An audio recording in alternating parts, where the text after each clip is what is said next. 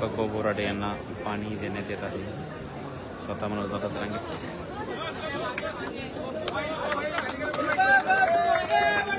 हम तुम्हारे साथ हैं, हम तुम्हारे साथ हैं। मनोज दादा तुम आगे बढ़ो, दीपक भाऊ तुम आगे बढ़ो, दीपक भाऊ तुम आगे बढ़ो। जय मल्ला,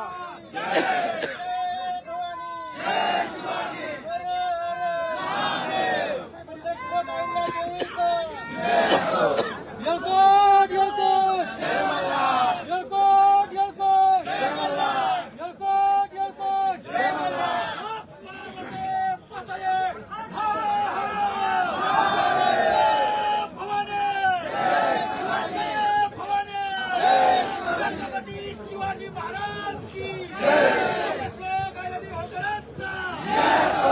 बाबासाहेब आंबेडकरांचा, छत्रपती शिवाजी महाराज की जय भवानी। मनोज जरांगे पाटील पुण्यशिला गायला देवी होळकरांचं, पुण्यशिला गायला देवी होळकरांचं।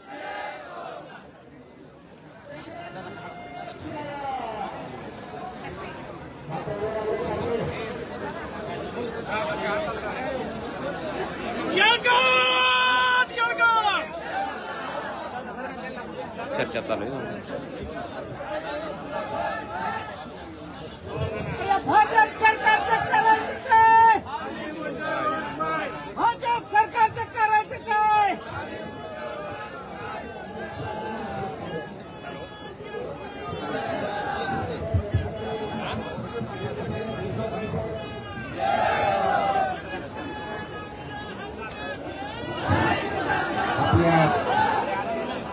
आपले उपोषणकर्ते दीपक भाऊ बोराडे यांचं नव्या दिवसामध्ये आमरण उपोषण धनगर समाजाच्या एसटी आरक्षणाच्या अंमलबजावणीसाठी या ठिकाणी आझाद मैदानावर सुरू आहे।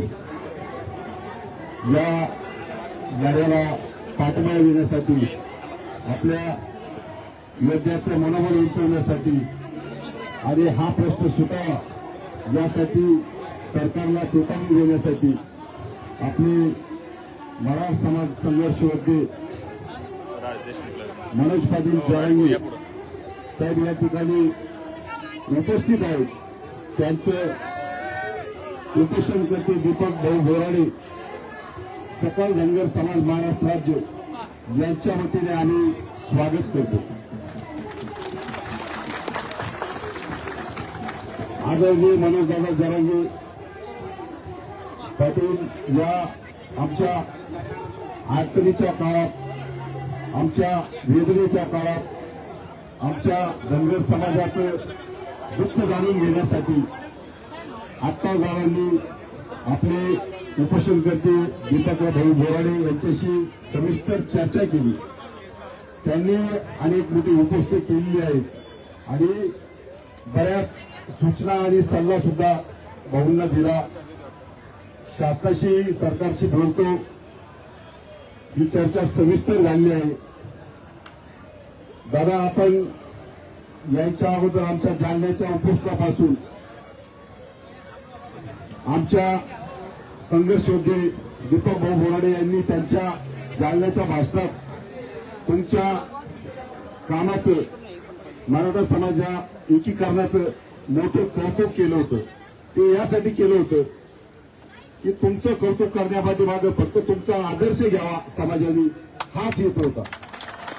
त्याच्यावर खूप टीका टिप्पणी त्या काळात झाली, आजही तुम्ही येणार आहेत, यावरही काही टीका टिप्पणी झाली।